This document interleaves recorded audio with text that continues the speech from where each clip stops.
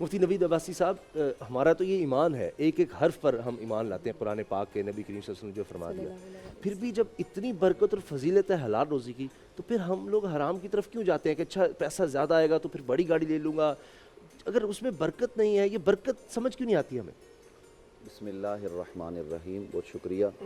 قرآن مجید فرقان حمید نے کہا یا ایھا الرسل کلوا من الطیبات واعملوا صالحا. یہ حکم آپ کو اور مجھے بعد میں ہے، پہلے رسولوں کو ہے.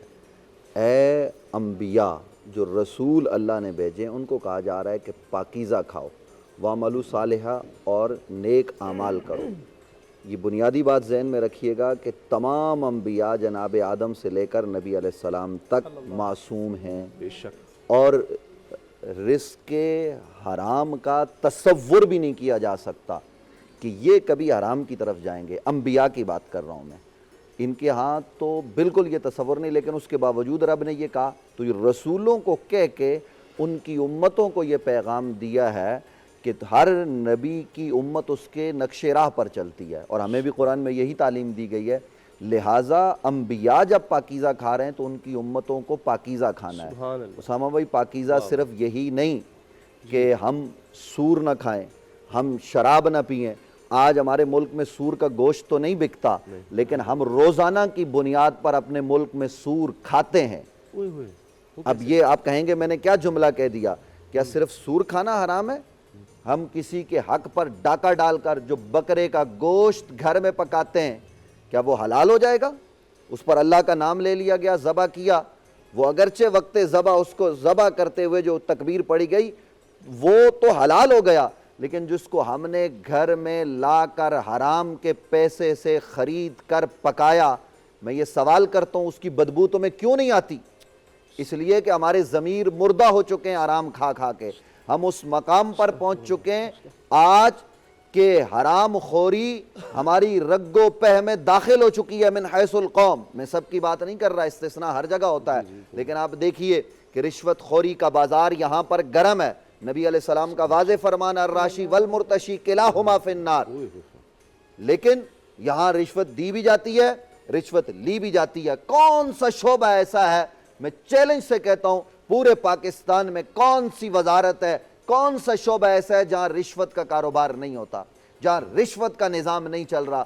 یہاں تو نوکری کی اصول کے لیے لاکھوں روپے دیے جاتے ہیں، یہاں ترقی پانے کے لیے لاکھوں روپے دیے جاتے ہیں. اچھا سوری میں آپ کی بات کاٹ رہی ہوں، یہاں سے مجھے یاد ہے کہ یہ سوال آیا مجھے پینل سے کہ جس طرح گھر بنایا جاتا ہے، گھر کے معاملات میں بھی آپ کو پتہ ہے کہ رشوت بہت سی جگہوں پہ دینی پڑ رہی ہوتی ہے. جیسے انجینئر ہے یا بہت سے معاملات ہیں، آپ کو پتہ ہے بالکل، مطلب جلدی ہو جائے کام، آپ سب جانتے ہیں. تو اس میں جو بیچارہ گھر بنوا رہا ہے اس کو جلدی کی جلدی سے بن جائے، اور چونکہ سسٹم ایسا بن چکا ہے تو کیا وہ بھی اتنا ہی گناہ گار ہے؟ آپ میرا سوال سمجھ؟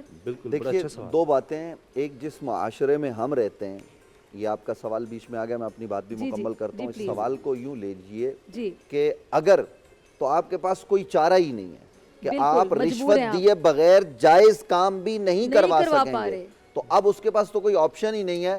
وہ بیچارہ کیا کرے گا؟ جیسے آپ نے اس کے لیے بیچارے کا لفظ استعمال کیا، لیکن حتی المقدور تو اس نے بچنا ہی ہے.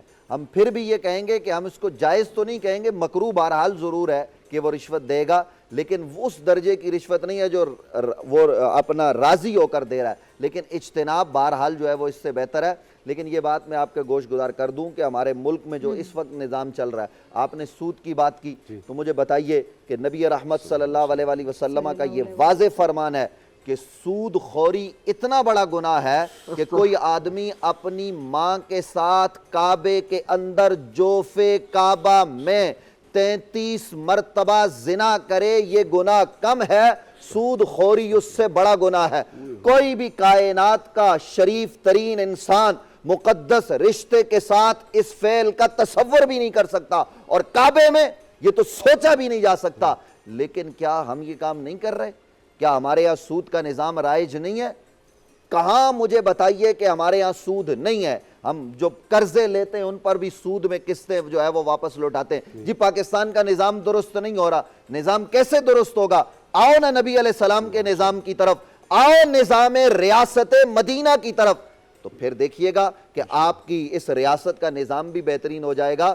تو آج جو کمی ہے وہ رزق حلال کی ہے۔ نبی رحمت صلی اللہ علیہ وسلم کا فرمان سنیے گا اسامہ بھائی، حضور علیہ السلام نے فرمایا جس کے جسم میں حرام کا لقمہ گیا اور وہ مر گیا وہ جنت کی خوشبو بھی نہیں پائے گا۔ ہمارے بزرگ اسلاف یہ بات کہتے ہیں کہ جو آدمی اگر حرام کا لقمہ کھا لے پھر وہ توبہ اور استغفار کرے 40 دن تک معاملہ یہ ہے کہ وہ لقمہ اس کے جسم کے اندر فساد پیدا کرتا رہتا۔ اب تو یہ آپ کے میڈیکل سائنس نے بھی کہہ دیا نا کہ خون اور یہ سلسلہ جو چیز چلی جائے تو اس کا 40 دن کے بعد اختتام ہوتا ہے۔ اس لیے جیسے علامہ صاحب نے کہا نا کہ زہر کھانے میں ہو تو 10 کھانے رکھے ہوئے ہوں اور کسی ایک میں زہر ہو تو ہم نہیں کھائیں گے، لیکن یہ حرام تو روزانہ کی بنیاد پر ہمارے لیے زہر قاتل ہے جو ہمیں جہنم، ہم روزانہ ہماری اولادیں ہماری نافرمان ہو رہی ہیں چونکہ ہم نے رزق حلال کو ترک کر دیا ہے۔ ہمارے یہاں رزق حلال اور حرام کی تمیز کو چھوڑ دیا گیا ہے۔ اسلام تو وہ مقدس دین ہے جو یہ کہتا ہے کہ حلال بھی واضح ہے حرام بھی واضح ہے، لیکن ان دونوں کے درمیان کچھ چیزیں شک میں ڈالنے والی ہیں۔ اللہ کے رسول نے فرمایا مومن مسلمان وہ ہے جو مشکوک سے بھی بچتا ہے، حرام تو دور کی بات ہے، لیکن آج ہم نے صرف یہی سمجھ رکھا ہے کہ صرف سور کھانا حرام ہے یا صرف جناب یہ چیزیں حرام ہیں۔ یہ حرام ہیں اپنی جگہ پر، حرمت علیکم المیتۃ والدم ولحم الخنزیر وما اہل لغیر اللہ بہ، یہ حرام ہے، یہ نص قطعی سے، لیکن وہ جو حرام ہم روز کی بنیاد پر ہماری قوم کی میں گردش کر رہا ہے۔ یہ میں صرف ایک بات، رمضان کا مہینہ ہے، اختتام کی طرف بڑھ رہے ہیں، آج ہم 25ویں سحری میں موجود ہیں، لیکن آپ مجھے یہ بتائیے گا کہ جب پولیس والے یا جن کے پاس طاقت ہے وہ ایک عام ریڑھی والے سے وہ فروٹ لے کر اپنے گھر جاتے ہیں، مجھے بتائیے یہ جائز کام ہو رہا ہے؟ وہ فروٹ اس کے اندر سے ان کو بدبو کیوں نہیں آتی؟ یہ اسامہ بھائی ہم من حیث القوم دیکھیں، ہمارے حکمران دیکھیں کہ رشوت خوری کا بازار کتنا گرم ہے۔ اور آخری بات کہتا چلا جاؤں، آپ دونوں کا شعبہ بھی یہی ہے کہ ہمارے ہاں تو سینٹ کا ٹکٹ وہ بھی رشوت پر ملتا ہے، ہمارے ہاں تو پارٹی کا ٹکٹ حاصل کرنے کے لیے کروڑوں اور اربوں کی رشوت دینی پڑتی ہے، اس نظام میں پھر برکت کہاں ہوگی؟ خفیہ ووٹنگ والا جو معاملہ تھا، مطلب اس پہ وہ تمام لوگ متفق نہیں ہو پائے، کیوں؟ کیونکہ ہارس ٹریڈنگ چلے گی، پیسہ چلے گا، آپ اس کو ہارس ٹریڈنگ وہ تو دیاڑی، وہ تو دیاڑی واضح رشوت کہیے، رشوت۔ میں تو یہ کہتی ہوں کہ وہ تو باقاعدہ ان کی دیاڑی لگتی ہے نا، اس ٹائم پہ تو وہ اپنا کاروبار نہیں بند کریں گے، کاروبار چمکانے والے۔